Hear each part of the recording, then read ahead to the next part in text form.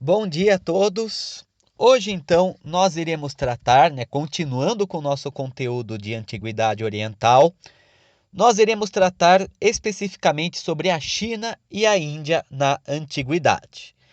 Então, começando pela China, a Antiguidade chinesa, ela é bastante característica, em grande parte porque a China, nós teremos a formação do Estado chinês. E a Antiguidade chinesa, ela é marcada por uma sucessão de momentos de um Estado fortemente centralizados e em momento de uma forte descentralização política, às vezes beirando até mesmo a anarquia política em algumas situações, como nós iremos ver com mais calma nesse momento, né? Então, para tratarmos sobre a China, né? A China ela já é ocupada pelos primeiros hominídeos, isso mais ou menos por volta do 400 mil antes de Cristo, né? Nós temos os achados do Homem de Pequim, que seria uma espécie de Homo erectus, né, que foi encontrado no Extremo Oriente.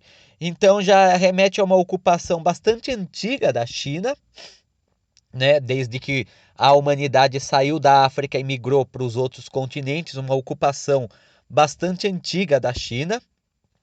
E, né, como todas as outras sociedades durante o Paleolítico, Mesolítico, nós temos um processo de nomadismo, né, em que você tem caçadores-coletores que acabam explorando todo aquele território do Extremo Oriente, né, também passando para o Japão, para as Coreias, passando também para o Sudeste Asiático, Oceania, né, nós temos um grande espectro de ocupação humana dessas regiões nesse primeiro momento.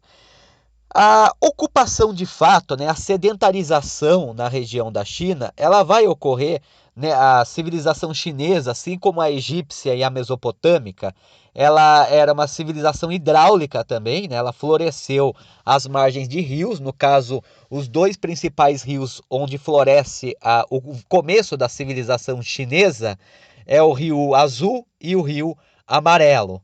Lá já havia a prática de cerâmica, né, nessas civilizações, que nós podemos categorizar em duas fases distintas. A primeira que é a cerâmica Yangshao, que data de cerca de 4.000 a.C. até 1.700 a.C., e depois a Longshan, que é de 2.000 a.C.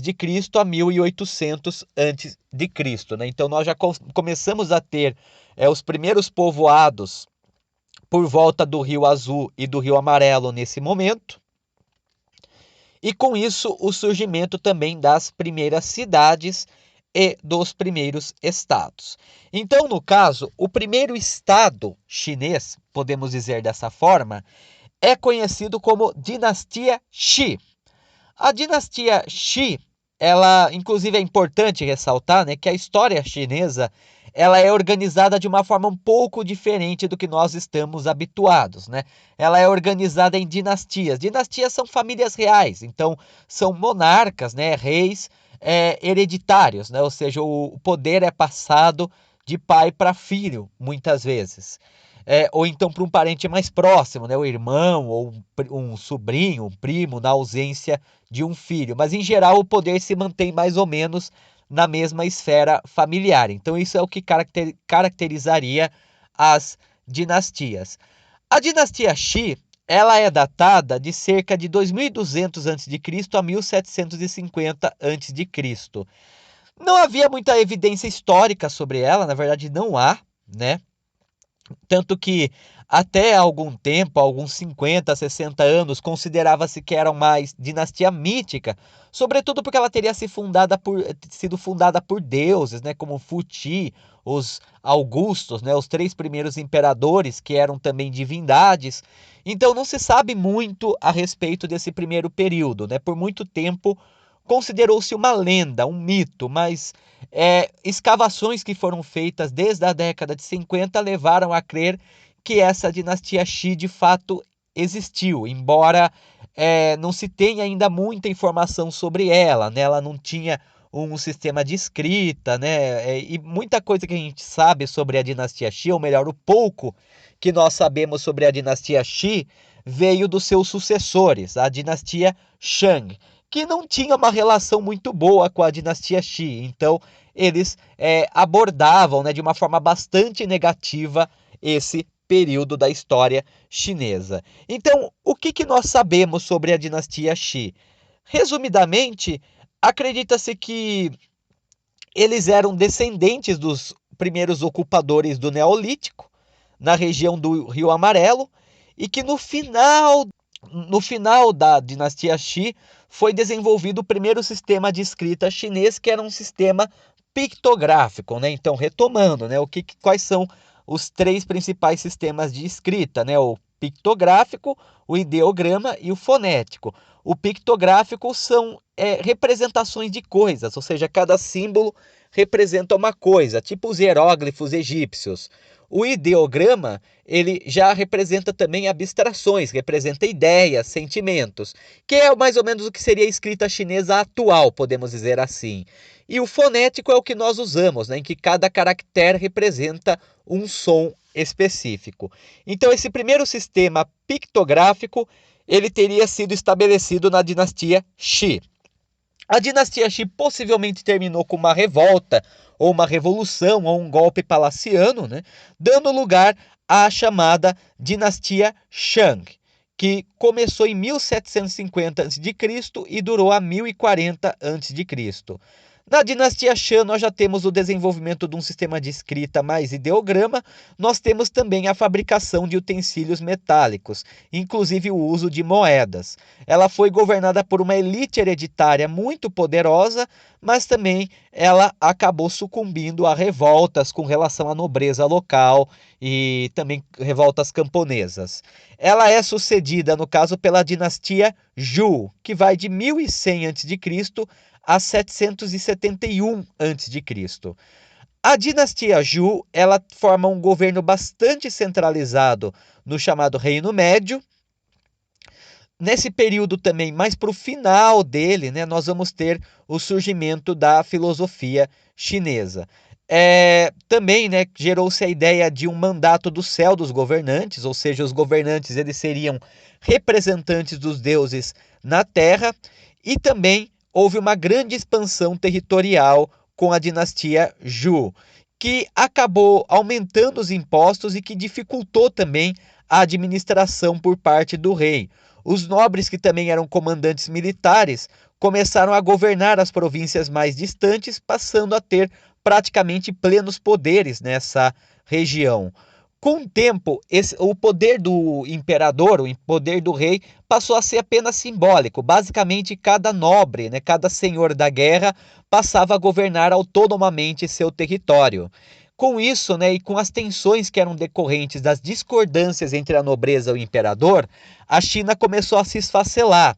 E ainda mais com a invasão de povos bárbaros do oeste, né, nós temos uma crise generalizada na China que vai gerar o período conhecido como o período dos reinos combatentes, que vai de 481 a.C. a 221 a.C. Então, esse período também ele é incorporado ao período das primaveras e dos outonos, né? Então vai ser um período bastante problemático para a China, vai imperar uma espécie de anarquia generalizada. Então, basicamente, o poder do rei ele não serve mais para nada. Cada nobre vai ser o rei de seu território, podemos dizer assim, e vai reivindicar o trono chinês. Então, os vários estados guerreiros que eram chefiados por nobres, eles começam a travar guerra entre si com o intuito de assumir o trono chinês. Então, com isso, nesse período de guerra total, né, que nós vamos encontrar na China, nós vamos ter o comércio quebrando, nós vamos ter a administração pública falhando, você vai ter o Estado dando pouquíssimo suporte às camadas populares.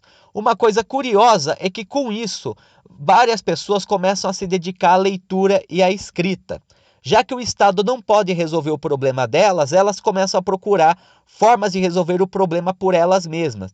E é justamente nesse período caótico, nesse período totalmente destrutivo da história chinesa que vai florescer a filosofia chinesa, né? Então a filosofia chinesa, ela vai florescer com esse intuito de resolver problemas. Então, nesse período surgem os três principais sistemas filosóficos da China antiga. O legalismo, que vai desejar uma centralização bem rígida do poder estatal. O taoísmo, que vem da filosofia natural chinesa, que busca, no caso, a harmonia do indivíduo com o Tao, né, uma força mística que seria o regulador de toda a vida, né? No campo político, o taoísmo também ele tinha um viés um pouco anárquico, já que ele defendia que o objetivo de todo ser humano era a busca pela felicidade. E naquele momento, o Estado atrapalhava a felicidade humana, né? Então, ele se mostrava contra o Estado. Não seria, no caso, um anarquismo moderno, né, que defendia o fim total do Estado, mas era mais o intuito de buscar a felicidade, e se o Estado fosse um obstáculo, ele deveria ser dissolvido. O principal fundador, no caso, né, da corrente do taoísmo é o Lao Tse. O taoísmo depois também se converte numa religião na China, que é algo que nós iremos tratar depois.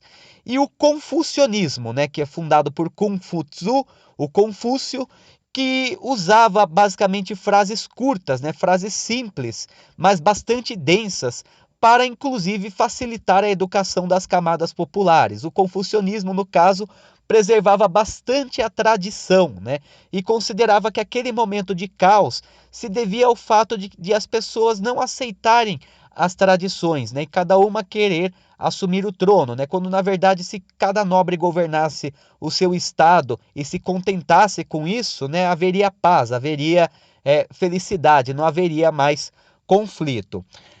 Embora o confucionismo ele tivesse se tornado um sistema filosófico bem popular na China, quem imperou, na verdade, nesse primeiro momento foi o legalismo, a ideia da máxima centralização no Estado. Quem acabou adotando essa perspectiva foi um nobre chinês chamado Qin Shi Huangdi. Qin Shi Huangdi, no caso, ele concentrou bastante poder nos seus reinos e conseguiu subjugar os outros reinos combatentes. Inclusive, até curioso de lembrar que nessa época que a muralha da China começou a ser construída, né? As muralhas, elas foram construídas pelos diferentes reinos para se proteger de invasões de bárbaros, principalmente hunos, mongóis, né? E dos outros estados combatentes.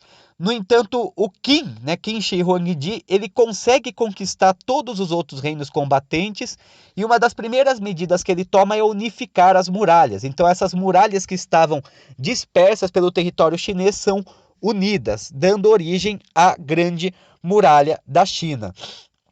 Com isso, nós temos então a dinastia Qin, que vai de 221 a 203 a.C.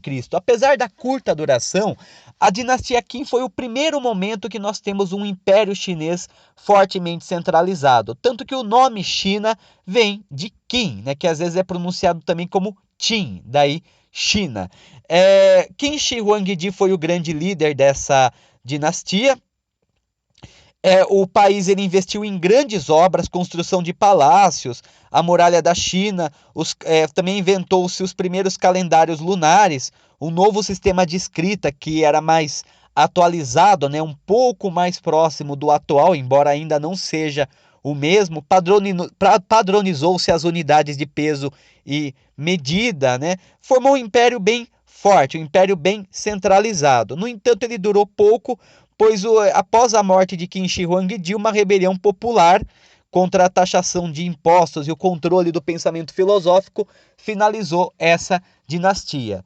Inclusive, Qin Shi Huangdi, antes da sua morte, ele ordenou que a sua tumba fosse chefiada pelo seu exército. Então, foi construído um exército de terracota que protege a tumba de Qin Shi Huangdi. E até uma coisa característica, né, que houve a iniciativa de usar o máximo de fidelidade possível, né? Tanto que fala-se que cada soldado representa um soldado que existiu de verdade. As estátuas não são iguais, né? Cada uma representa um dos soldados da guarda de Qin Shi Huangdi, que protegem o imperador mesmo em sua tumba.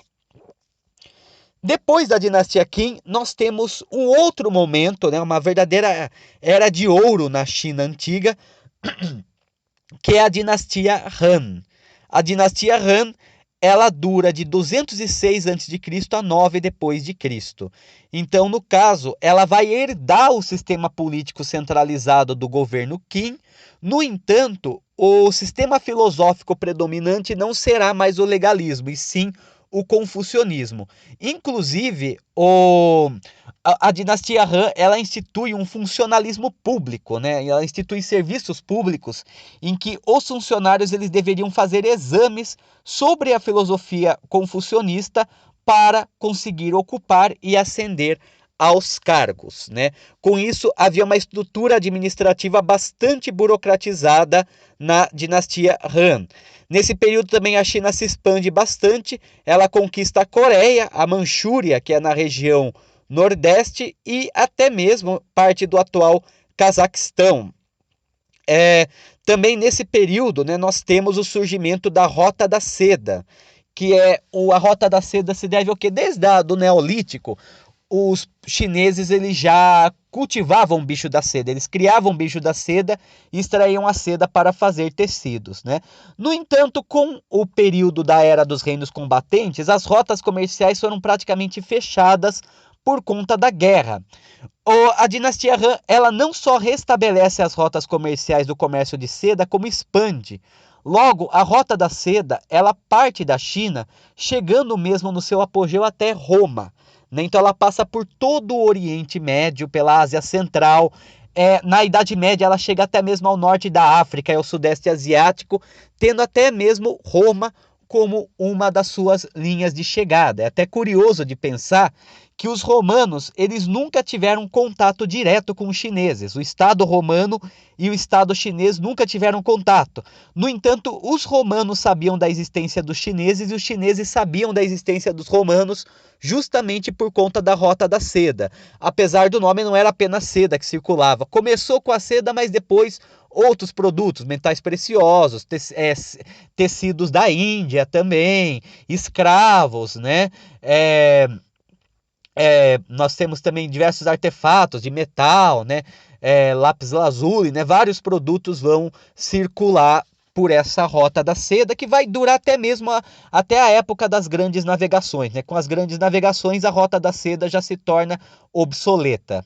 Então vai durar bastante tempo essa Rota da Seda. Também no período da dinastia Han, a gente tem a invenção do carrinho de mão por parte dos chineses e do moinho movido a água. No entanto, por conta da grande expansão, né, e da manutenção do exército, a dinastia Han ela vai enfrentar bastante caos, bastante revolta no final de seu governo, né? Vai ocorrer a chamada Revolta dos Turbantes Amarelos, que vai levar à desagregação do Império Chinês e à formação dos chamados períodos dos Três Reinos, que eram os reinos de Wei, né, Cao Wei, Wu e Shu. Três reinos que basicamente se confrontaram, né, para ter pleno domínio do império. Então, com isso, né, inicialmente vão ser três reinos, mas esses três reinos também vão se fragmentar, gerando período de desunião, né, em que nós vamos ter inicialmente a ascensão do budismo, né? Então, o budismo é uma religião que surge na Índia, começa a se expandir pela China nesse período também, e nós vamos ter vários imperadores convivendo, vários imperadores autoproclamados que vão acabar entrando em conflito, né? Então, entre 220 e 280, né, com o período dos Três Reinos, você vai ter o retorno dos domínios locais. Depois tem as dinastias Jin do oeste e do leste, de 265 a 420, que vão imperar. Depois vai ter as dinastias do sul, Song, Qi, Liang e Shen, entre 420 e 588, e as do norte, Wei, Qi e Hu, entre 386 e 588. Então vai ser um período de mais de 300 anos de desunião que nós vamos ter na China nesse momento, que vai terminar com a fundação da última dinastia da China antiga, que é a dinastia Sui ou Sui, que vai de 581 depois de Cristo a 618 depois de Cristo, né? Então, a família Sui era uma das muitas famílias também que surgiu, né, da época dos Três Reinos, da época da desunião, mas que conseguiu reunificar o país. No caso, a dinastia Sui, ela foi responsável pela construção do Grande Canal, que é o maior rio artificial do mundo antigo, e reconstruiu também a Muralha da China, que foi parcialmente destruída durante a época dos Três Reinos. Apesar disso, né, após gastos militares e uma desastrosa derrota na Coreia, a dinastia Sui ela acaba entrando em decadência, né? E com isso, revoltas novamente terminam com essa dinastia. Então, no que diz respeito à China antiga, esses são os principais períodos, né? Então, a gente vai ter dois períodos fortemente centralizados, né? Que é a dinastia Qin e a dinastia Han, que vão marcar a era de ouro da dinastia da China antiga.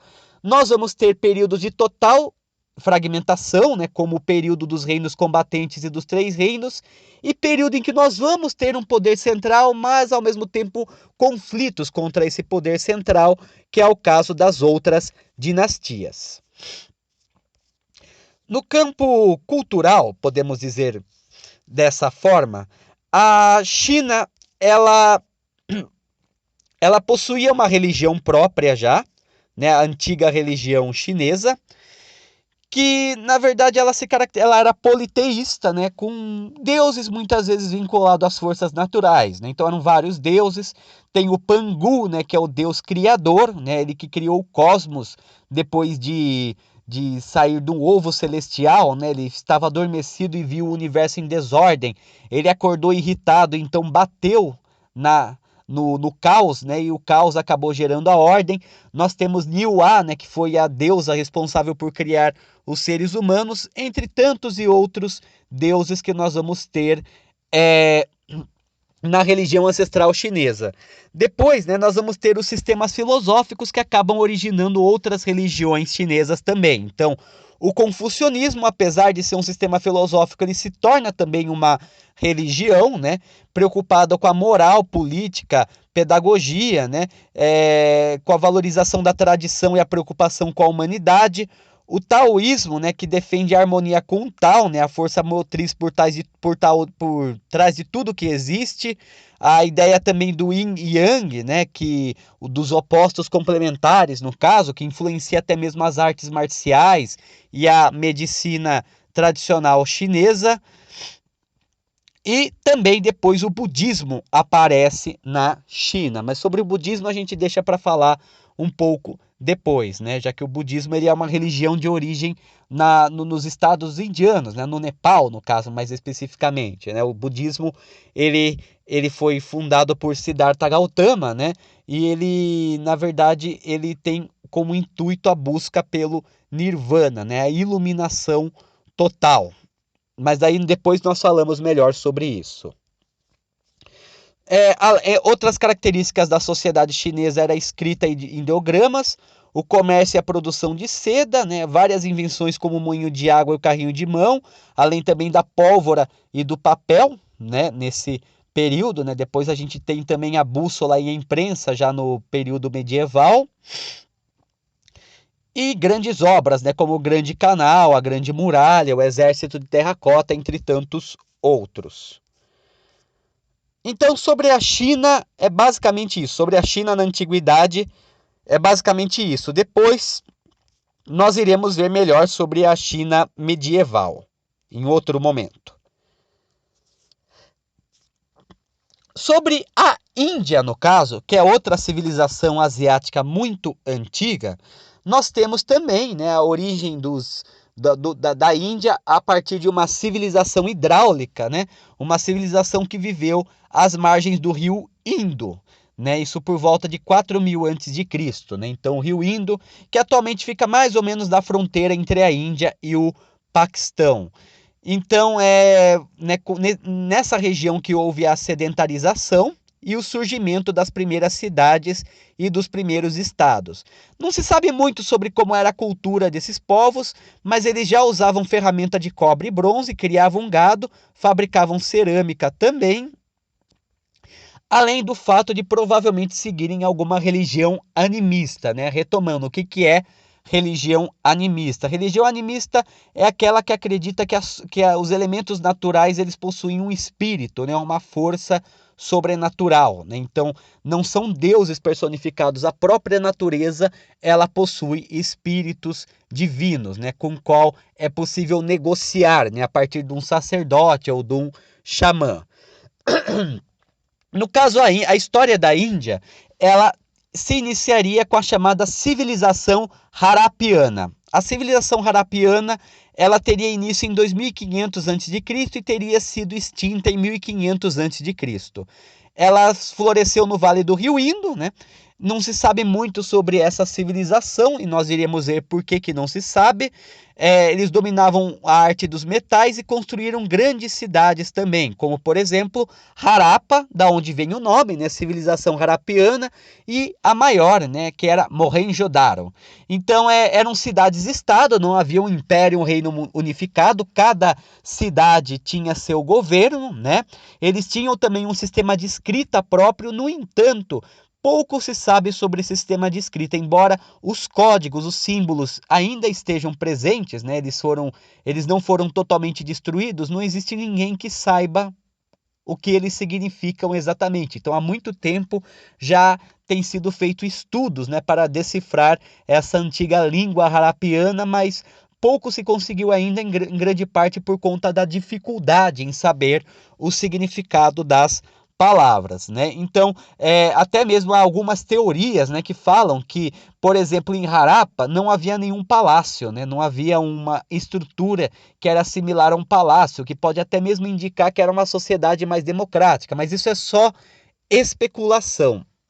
Então, no caso da Índia, o que que nós temos? Nós temos o seguinte, né? Por volta de 1500 a.C., essa civilização harapiana deixou de existir. Não se sabe ao certo o que aconteceu.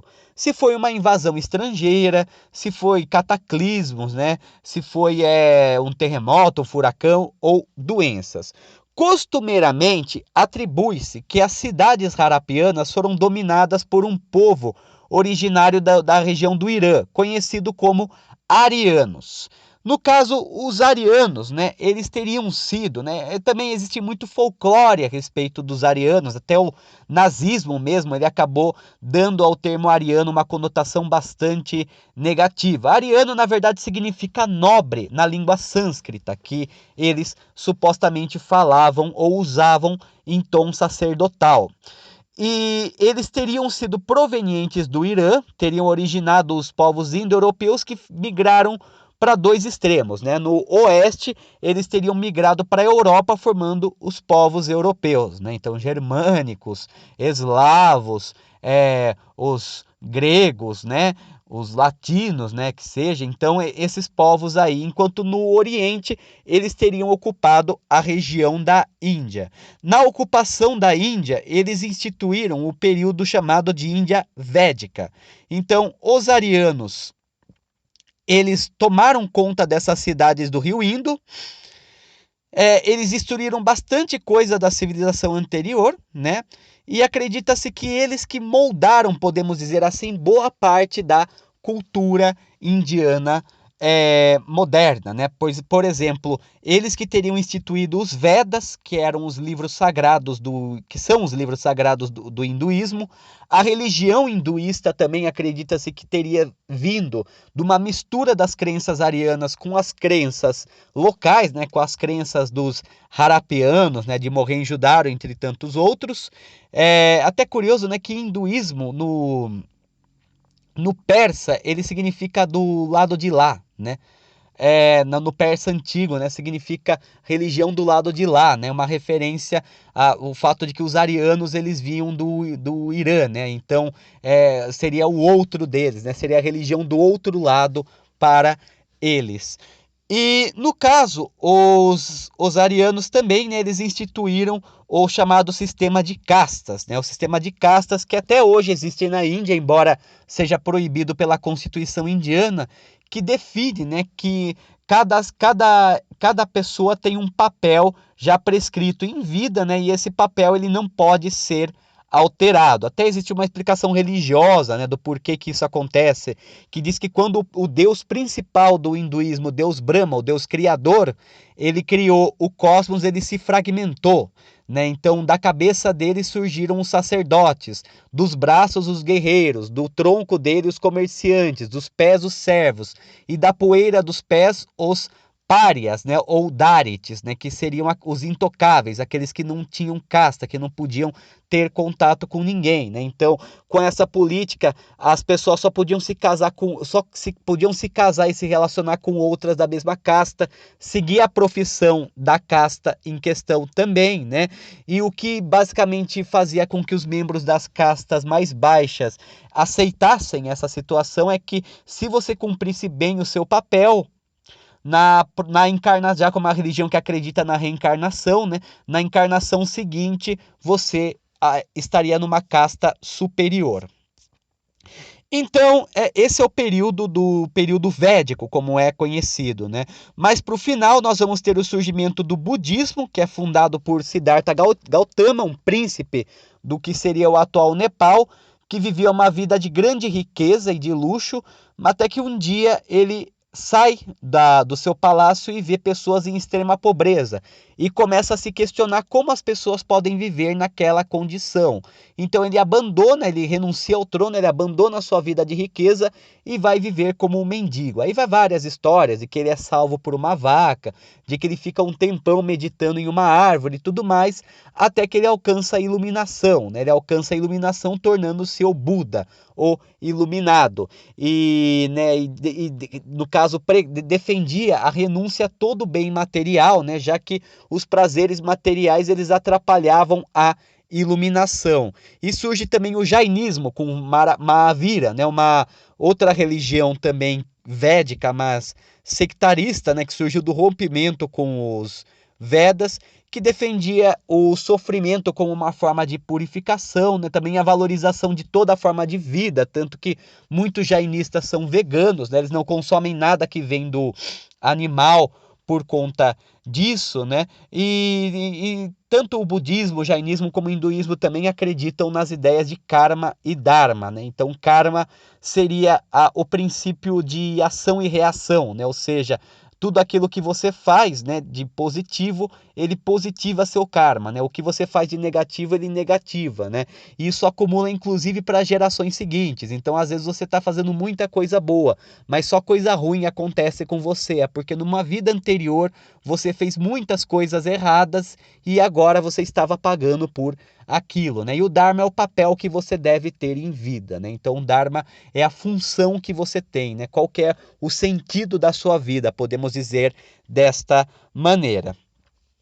Em 500 a.C., nós vamos ter uma expansão da civilização indiana para o Nepal, Tibete e Tailândia. Também nós vamos ter um momento em que os persas eles chegam à região do Rio Indo com Ciro Grande e depois Dario. Alexandre o Grande depois conquista o Império Persa e toma controle também da região do Rio Indo.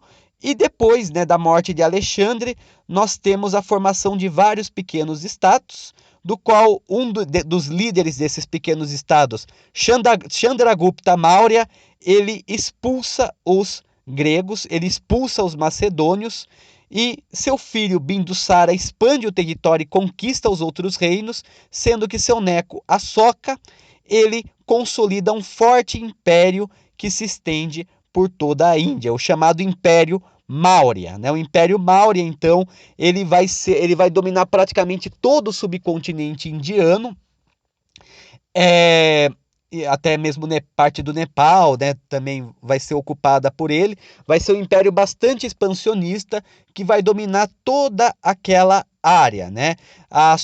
Inclusive o rei Asoka, né, que é um dos mais conhecidos, ele conquistou várias cidades, mas depois ele se converteu ao budismo, né? Ele se arrependeu dos massacres que ele cometia e se converteu ao budismo para buscar a iluminação. Nesse período em que Asoka se converte ao budismo, nós temos uma ampliação do budismo por toda a Índia nesse período. No entanto, o Império Maurya ele dura apenas até 785 a.C. Várias invasões estrangeiras começam a destruir e a ocupar o Império. Novamente vão se formar vários rajas, né? Então vários estados menores na Índia, até 320 depois de Cristo, quando o Império ressurge com a dinastia Gupta, que é marcada pela idade de ouro da literatura religiosa sânscrita. O Império Gupta, ele dura até o século V depois de Cristo, ele é invadido pelos hunos e depois o que sobrou dele é conquistado pelos muçulmanos, né? Depois disso, então, a Índia ela vai passar por bastante tempo fragmentada, ora sob domínio estrangeiro, ora com vários pequenos estados, né? Vários pequenos rajás, né? Vamos dizer assim, governando a Índia. Depois, posteriormente, nós vamos ter, né, já muito tempo depois, a formação do chamado Império Mughal, mas isso é história para outro momento. Então, no campo da religião e cultura, né, inicialmente predominava o hinduísmo, que é a religião indiana, né, que defendia, que era politeísta, acreditava em vários deuses, mas três eram os principais, que era o deus Brahma, o criador, o deus Vishnu, que era o mantenedor do universo, né, ele encarnava em avatares para manter a ordem do mundo funcionando, né? E o Shiva, que era o destruidor, que também era muito cultuado, era muito adorado, pois os hindus tinham uma concepção circular, uma concepção cíclica da história. Então, para eles, a destruição era tão importante quanto a criação, pois com a destruição poderia ser tudo recriado, né? Há outros deuses, Kali, por exemplo, a deusa da morte, né? Há vários outros deuses que aparecem na mitologia indiana nesse momento.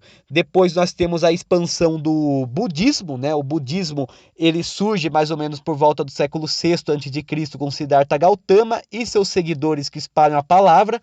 É uma religião que vai se propagar com muita eficácia. Para ter noção, né, o budismo ele rapidamente chega à China e ao Japão, e como é uma religião que se expande bastante em pouco tempo, ela acaba também assumindo algumas características locais, né? Então o budismo ele vai se fragmentando, né? Tanto que o budismo chinês ele é bem diferente do budismo indiano, que é bem diferente do budismo japonês. E o jainismo, apesar de ser uma religião mais voltada para a região do Sudeste Asiático, também foi uma religião bastante importante e até hoje tem muitos adeptos, né? Então essas são as três religiões da Índia antiga. Claro, depois surgem outras, né? Mas num primeiro momento são essas daí que vão surgindo. Acredito que no momento seja isso, né? Então essa daí seria basicamente uma compilação da história da China e da Índia antiga. E então, por enquanto, nós terminamos com esse assunto. Então, uma boa tarde a todos.